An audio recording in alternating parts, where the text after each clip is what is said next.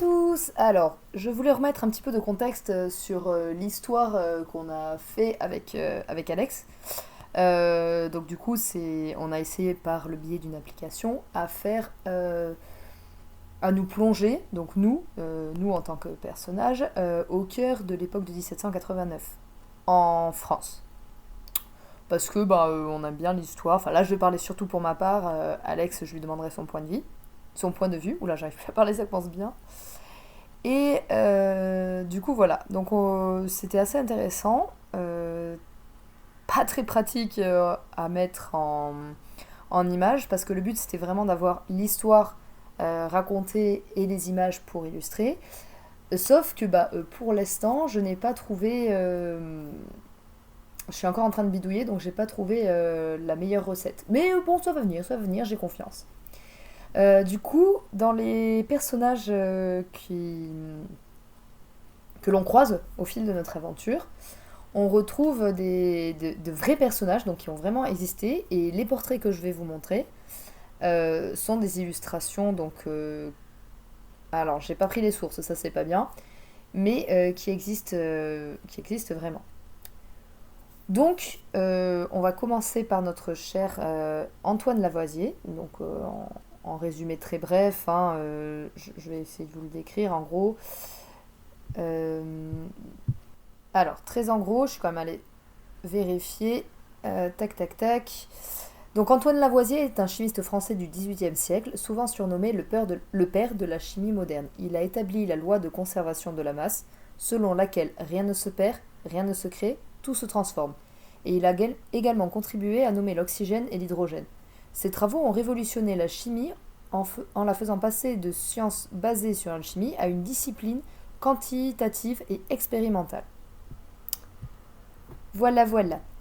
Ensuite, deuxième personnage, nous avons Antoine François de Fourcroy. Évidemment, là c'est les références Google, mais il faudrait se renseigner sur des bouquins historiques ou des sources plus fiables. Mais bon, là c'est vraiment des petits résumés très très vite, hein. Antoine François Fourcroy était un chimiste, un médecin et un homme politique français du XVIIIe siècle.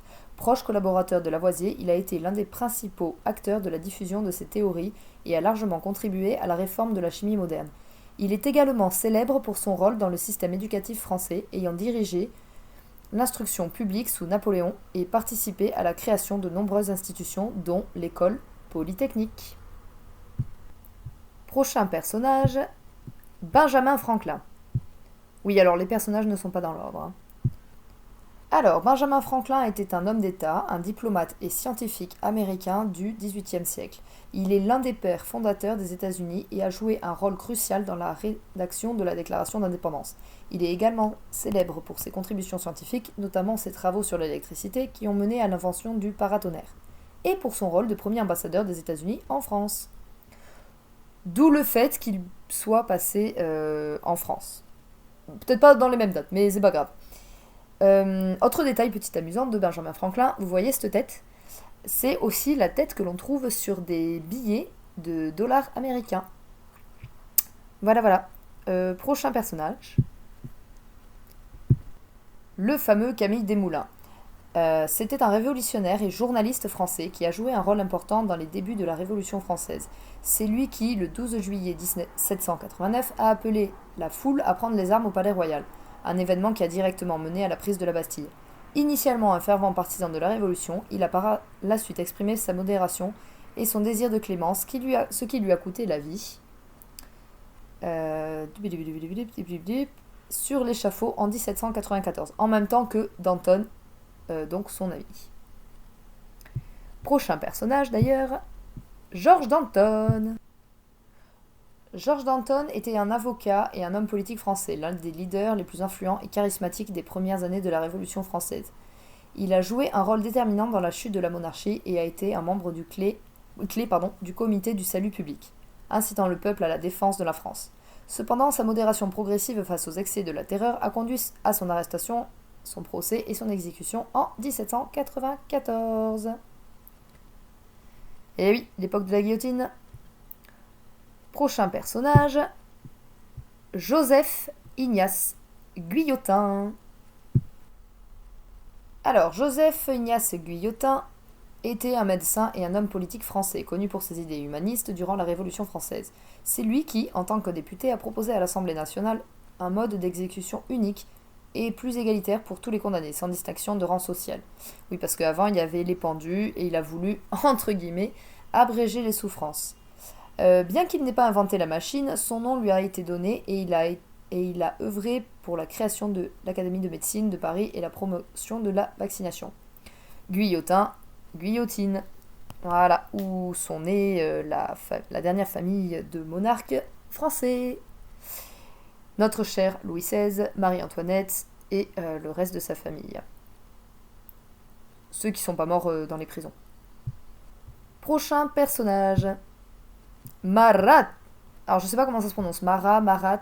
J'avoue, je sais pas trop. Alors, Jean-Paul Marat était un médecin, journaliste et homme politique français, connu pour être l'une des figures les plus radicales de la Révolution française. Son journal, L'Ami du peuple, est devenu un outil d'influence majeur dans lequel il dénonçait les traîtres et appelait à la violence contre les ennemis de la Révolution. Souffrant d'une maladie de peau, il a été assassiné dans sa baignoire par Charlotte Corday, une sympathisante des Girondins, le 13 juillet 1794, ce qui a fait de lui un martyr pour les sans-culottes. Alors, dans sa maladie, c'est pour ça qu'il avait une peau... il était très très fin, très très frêle, et les bouquins le décrivent comme tel, et sa peau, elle était un petit peu rongée. Donc on sait pas trop ce qu'il avait.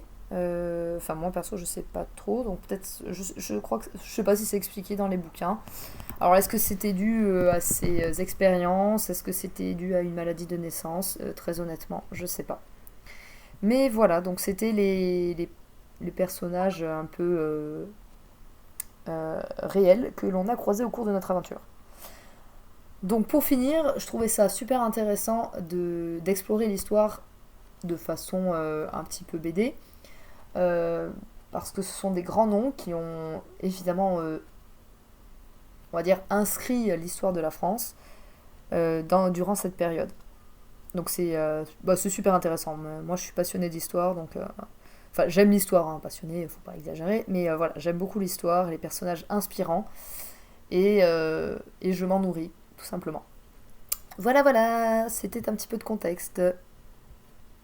Évidemment, les micro-résumés que je viens de faire, il faut évidemment vérifier les sources des académies, justement, qui sont beaucoup plus fiables et sûrement beaucoup plus détaillées si ça vous intéresse.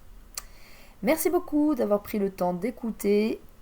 Je suis désolée, j'ai un débit très très... Mais voilà, c'était super intéressant et j'espère que ça intéressera plein de gens aussi. Voilà, des bisous, ciao ciao.